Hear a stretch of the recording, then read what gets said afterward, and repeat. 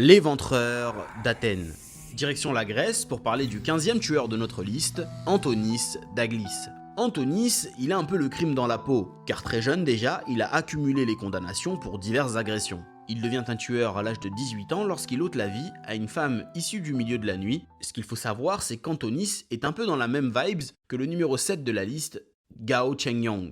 Il avait une fascination morbide pour Jack l'Éventreur et faisait subir des sévices post-mortem à ses victimes. Son modus operandi consistait à cibler des femmes, à les étrangler avec une corde, puis à voler leurs effets personnels. Un jour, il prend en voiture une femme prénommée Anne Hampson, une Anglaise. Anne ne se méfie pas et voit en Antonis un simple client. Mais ce dernier l'attaque avec une corde et tente de lui ôter la vie. Heureusement, Anne parvient à s'échapper et c'est grâce à son témoignage crucial que la police va pouvoir arrêter Antonis le même jour. Une fois dans les bureaux de la police, il avoue tout dans les moindres détails, non seulement les 3 homicides, mais aussi 6 autres agressions.